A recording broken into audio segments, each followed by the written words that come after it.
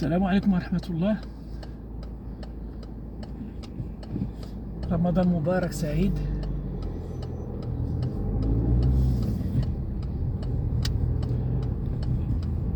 لينا ولكم ولجميع المسلمين والمغاربة أجمعين. هذه تجربة اللي تنحاول أنني نديرها معكم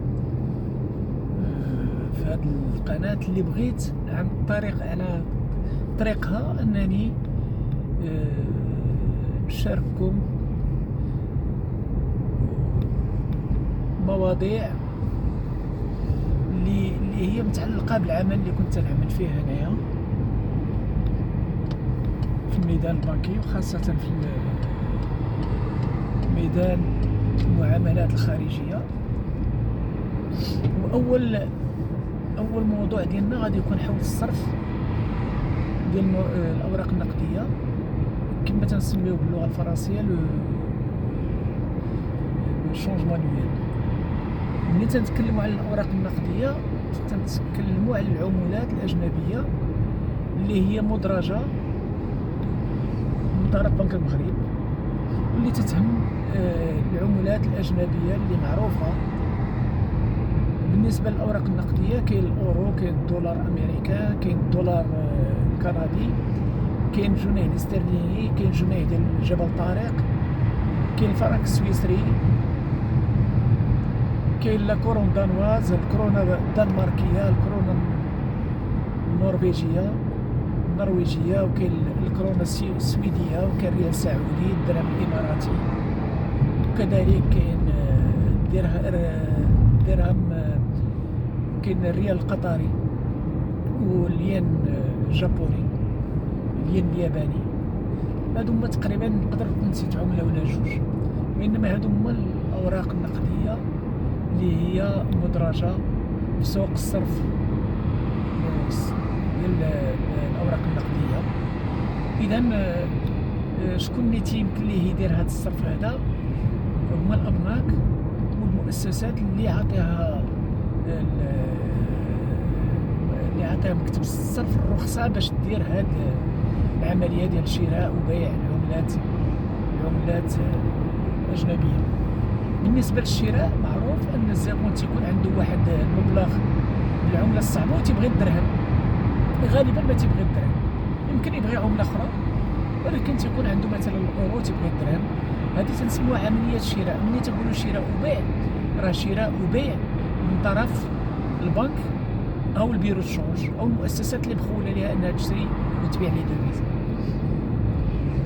بالنسبة للبيرو الشونج والبنك، ملي تيديروا شراء، أي شراء من طرفهم. ملي تيقولوا مثلا سعر الشراء، راه سعر الشراء من طرف البنك أو البيرو الشونج. إذا الإنسان ملي تيمشي راه تيشوف، راه تيكون واحد لائحة ديال الأثمان، لائحة ديال السعر ديال الأسعار ديال العملة. إذا تيشوفها وتيشوفها واش مسلكة ولا لا، ويمكن ليه يقارن، لأن دابا الأسعار ما تتكونش هي متقاربة، ولكن ما تتكونش بحال بين الأبناك ولا بين لي بيرو تشونج. إذا تيشوف أن السعر اللي هو أفضل تيمشي تيصرف عند داك المؤسسة اللي تتمنح ليه السعر اللي هو أفضل. إذا الزبون تيعطي المبلغ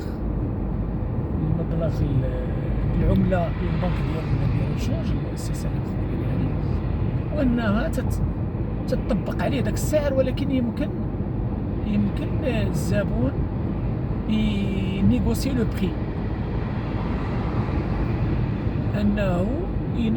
أنه يقول بأنه بغى سعر أحسن من هذاك، ولا غالبا إما فاش يكون زبون معروف عند البنك أو تيكون المبلغ مهم، إذا من حقه يطلب سعر أفضل. إلا بغات البنك ولا المؤسسة راه تطبق عليه داك السعر اللي هو أفضل.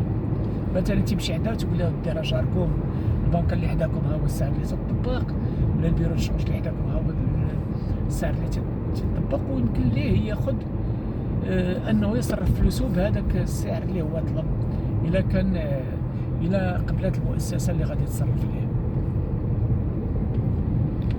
بالنسبه للابناك، بالنسبه لي بيرو تشونج راه تيشريو من عند الزبائن وتيبيعوا لهم، وبالنسبه للابناك راه تيشريو من عند الزبائن ديالهم، ولا زبائن اللي هما ماشي زبائن ولكن تيجيبوا المبلغ تيصرفوا العمله مقابل الدرهم. وبالنسبه لابونك كما قلنا، بالنسبه لابونك اللي زايد على هذا الشيء ان لي بيرو تشونج اما تيبيعوا للزبائن ديالهم الكليان ديالهم، ولا تيبيعوا الفائض ديالهم تيفيرسيو لابونك. في هذه الحاله البنكه تتعطيهم واحد السعر خاص بلي بيرو تشونج اللي تيكون احسن من السعر اللي تيطبق على اش يقولوا لي على الزبائن، الاشخاص الذاتيين او الشركات. ولكن كيفاش هذا السعر، شكون اللي تيعلن على السعر ديال العمله؟ هو هذا السعر بنك المغرب تتنشر واحد السعر تيتسمى لي كور دو ريفيرونس مره في اليوم وفي الصباح بين 8 و 9، وتدير واحد القانون تتقول بان كاين واحد الانترفال، واحد المجال اللي خص الابناء كيحترموه. وهذا المجال يقدر يكون مثلا، نعطيك المثال بالضبط الان ما عرفتش شنو هو اللي مطبق، ولكن غالبا تيكون مثلا تقول لك فوالا راه كاين لو ماكسيموم اللي الحد الاعلى اللي يمكن الابناك واللي بيرو تشونج يطبقوا على الكليان ديالهم، هو مثلا داك الكور دو ريفيرونس، داك الكور دو ريفيرونس زائد 2.5%، ولو مينيموم هو داك الكور دو ريفيرونس ناقص 2.5% من السعر ديال الريفيرونس هذا، انهم ما يطبقوش سعر فايت لو ماكسيموم اللي هو ريفيرونس بلس هذاك 2.5%، او المينيموم اللي هي هذاك الكور دو ريفيرونس موان 2.5%. دونك خصهم يحترموا. دونك بهذه الطريقه تيتفيكس هذا الكور، وبنك المغرب راه تيفيكسي هذا الكور على حسب واحد الباني دوفيز ديالو، واحد الباني اللي هو اللي حتى واحد ما عرف السر ديالو كيفاش الكالكول تيدار، ولكن بنفس الوقت على حسب الاسعار اللي كاينه في السوق العالميه ديال الصرف. هذا بالنسبه ولكن في واحد القضيه غتقول لي اش من مبلغ يمكن الانسان يصرف. يعني المبلغ اللي يمكن يصرف اي مبلغ كما قال، غير هو ملي تيفوت السعر 100,000 درهم، ماشي السعر وانما المبلغ اللي غادي يتصرف 100,000 درهم، خص جوج ديال الحلول. اما انك تعطي للمؤسسه اللي غتصرف ليك لا ديكلاراسيون لا دوان، لان ملي دخلتي الدوفيز مشيتي ديكلاريتي لا دوان بان عندك مبلغ، واحد المبلغ اما 10,000 ولا اقل ولا اكثر 100,000 درهم، واما تتسمح لمكتب الصرف انها البنك او المؤسسه انها تعلم مكتب الصرف بانك درتي ديك العمليه، ان تعطي المعلومات عليك، البطاقه ديالك، الاسم الشخصي ديالك، الاسم العائلي، والمبلغ اللي صرفتي. هذا هو القانون، لان هذه داخله في محاربه تبييض الاموال الى غير ذلك. وهذه من الشروط اللي بنك المغرب ومكتب الصرف فرضها على المؤسسات اللي تدير الصرف. هذه من جهه. وكاين واحد حاجه اخرى اللي ما خصناش نساوها، ان ملي تتبيع الدوفيز، منين انت تبيع الدوفيز للبنكه، ان منين البنكه ترسل عندك وتطلب منها ان هذيك الفلوس يدوزوا للحساب ديالك، ما كاين حتى مشكل. دونك راه تدوزهم للحساب ديالك دائما مع احترام داك القانون اللي خاص واش المبلغ فايت 100,000 درهم ولا لا، ولا تدوز الحساب ديالك. ولكن كاين واحد الحاله اخرى حتى هي ان ملي تيكون عندك حساب بالعمله الصعبه مثلا بالاورو ولا بالدولار ولا بالحساب اللي الدرهم القابل للتحويل، ان هذاك الحساب اللي تدخلي الفلوس يمكن لك دير لي ترانسفير لبرا، يمكن لك دير التحويل للخارج.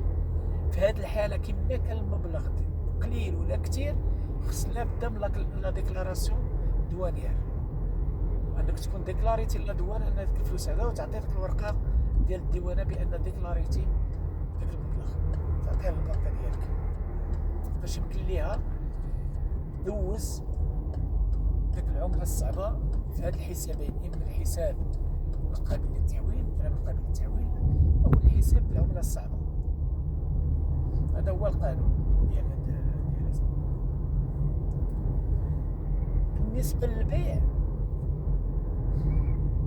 بالنسبه للبيع ومن بعد غادي يمكن تسولوني تقول البنكه شنو تدير بهذه العمله، هذه العمله الصعبه.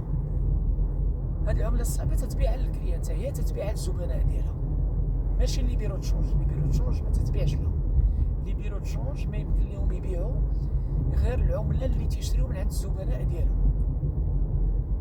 ما يمكنش يمشي للبنكه ويشري واحد المبلغ ويمشي يبيعها، لا هذه ما يمكن، ما مخولاش ليه. اذا البنك تقول شنو تيديروا بهذه العمله، ان هذيك العمله تيبيعوها للزبناء ديالهم اللي يحتاجوا ليها، ولكن في نفس الوقت كاين يكون واحد الفائض، هذاك الفائض ما تيخليوش عندهم، فيرسيوه البنك المغرب، وغادي نشوفوا العمليه ديال الفيرسمون البنك المغرب كيفاش تتم. اذا نشوفوا كيفاش قبل، لان ولا واحد النظام جديد ديال الصرف، وقبل ما كانش النظام بالطريقه هذه. بالنسبه للبيع للزبناء، ان الزبون يمكن ليه يشري العمله الصعبه على حسب قانون الصرف، ما يمكنش يشري اي مبلغ وكما وقت ما بغا وكما بغا. كاين واحد القانون ديال الصرف اللي خصو يتحترم. اذا كاين واحد دي سيركولير، واحد دي انستركسيون دي سيركولير ديال مكتب الصرف اللي هما تيحددوا المبالغ اللي يمكن اما الشركات واما الاشخاص الذاتيين يشريو من عند البنك.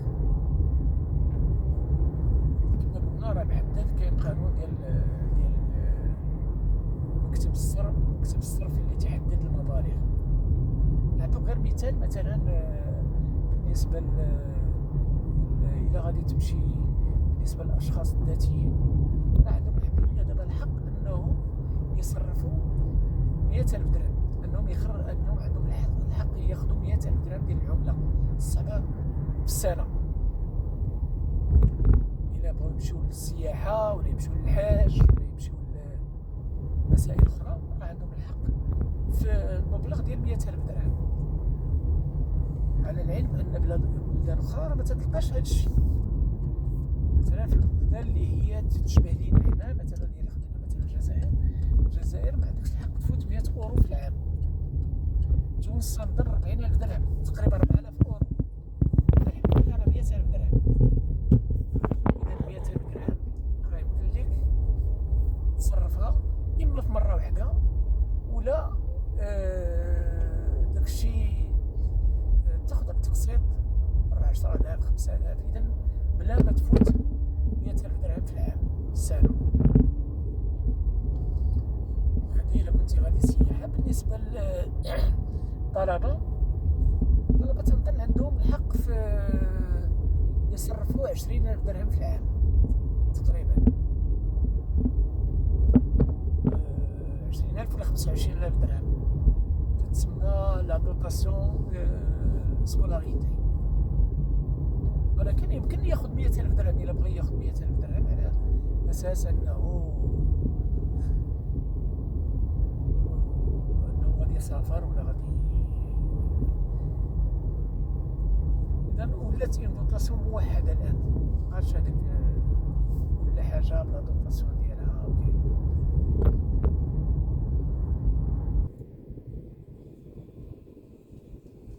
هذا بالنسبه للبرانسيب.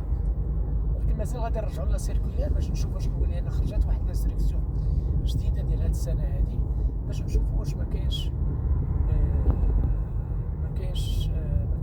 تغيير بالنسبه كي فاصون الا كان شي تغيير راه دايما تكون بالزياده، ما تينقصوش.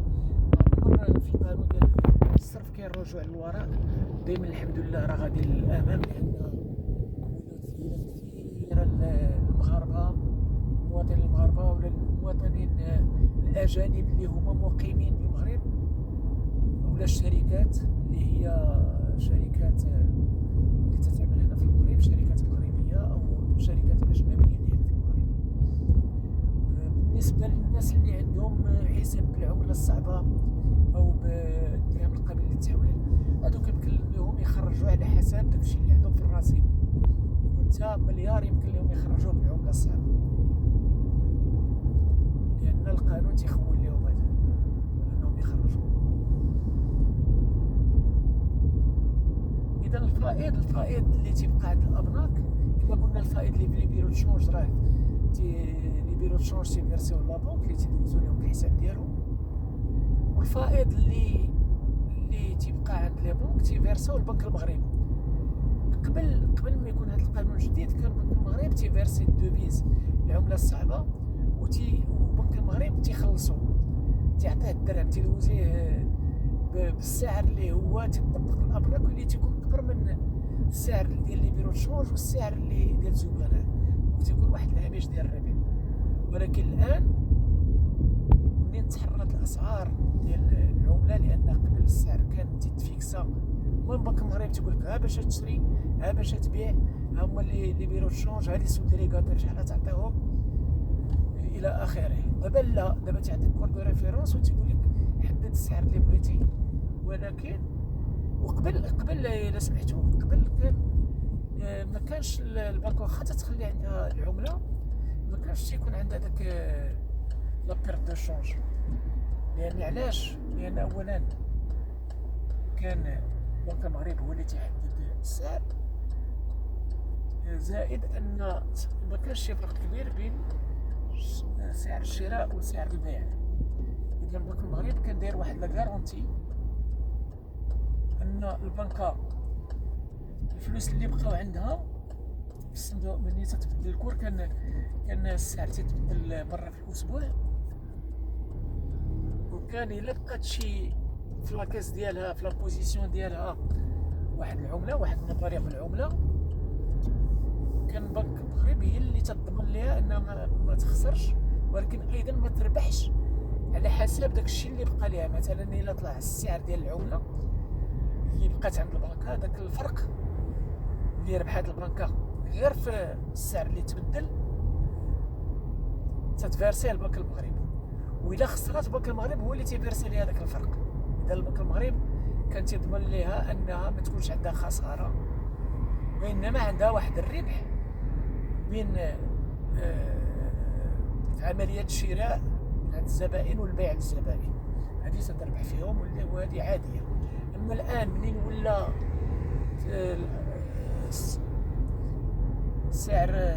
اسعار العملات ولات ليبر، انك تدير السعر في نطاق داك الانترفال اللي عطاك بنك المغرب، وليتي انت تتحمل المخاطر ديال انك الا خليتي شي عمله ونزل الثمن ديالها، راه البنكه داك المؤسسه ديال البيرو تشونج هي اللي تتحمل لو ريسك، داك لا بيرت دو شونج، او تتربح. هذا هو القانون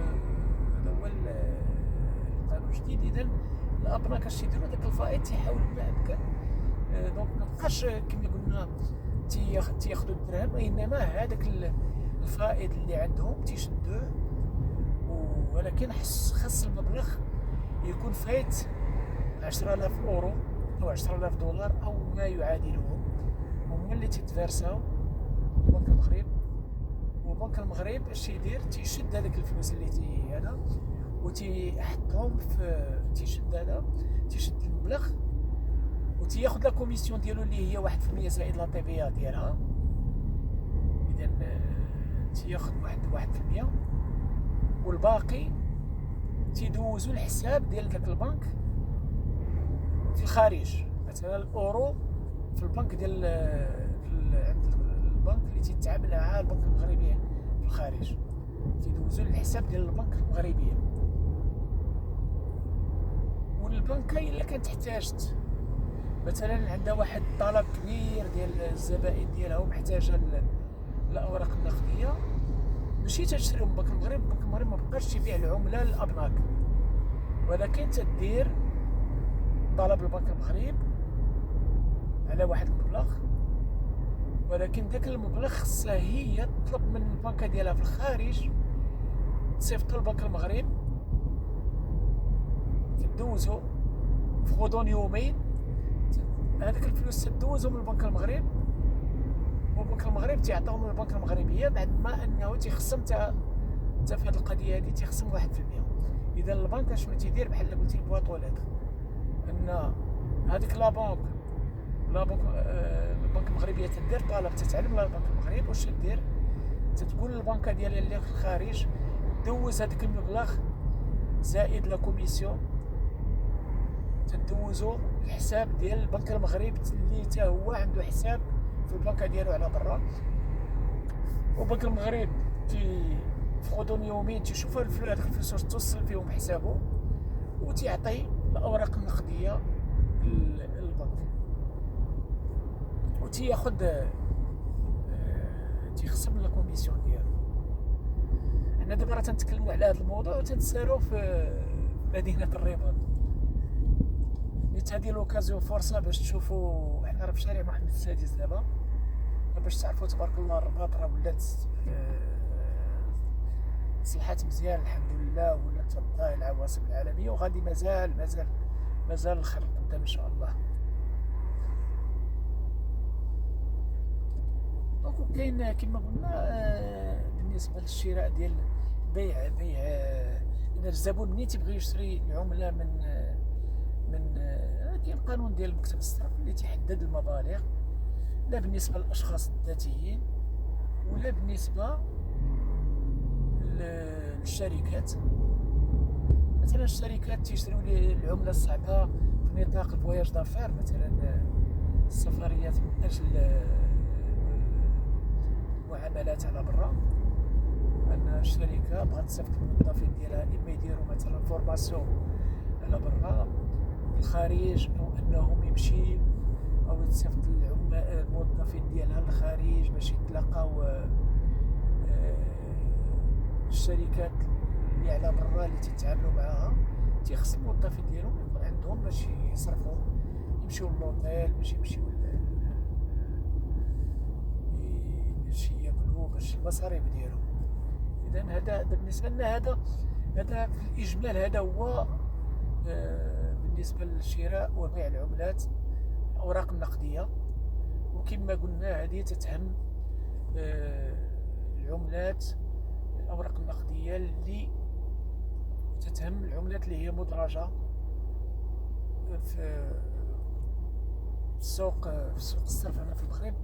لان شحال من واحد تيجي تيسولني تيقول لك واش الفلوس ديال تركيا تتصرف هنا، واش الفلوس ديال تونس تتصرف في المغرب.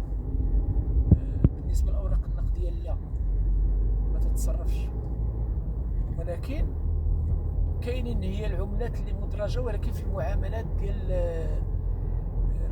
الواردات والصادرات. مثلا يمكن لك دير تحويل بدينار تونسي ولا بدينار ليبي ولا مثلا بعض العملات اللي هي ما يمكنش تصرفها بالاوراق النقديه، واللي غادي نشوفوها في حلقه اخرى ان شاء الله. بالنسبه للاوراق النقديه راه غادي نرجعوا هذه بالنسبه للجمهور على العموم. انا مابغيتش ندخل داكشي ديال المحاسبه، لا كونطابيليتي، لا ريفالياسيون الى اخره. دونك غادي نديرها في الحلقه وغادي تكون باللغه الفرنسيه ان شاء الله. تنشكركم وتنتمنى انكم تدعموا القناه هذه باش يمكن لينا نمشيو لقدام ان شاء الله. وتنشكركم بزاف وتنخليكم مع هاد المناظر الجميله ديال شارع محمد السادس من اهم الشوارع ديال مدينه الرباط. وتنشكركم بزاف، واللي عنده شي سؤال يمكن يديروا لي في الكومونتير غادي نجاوب عليه.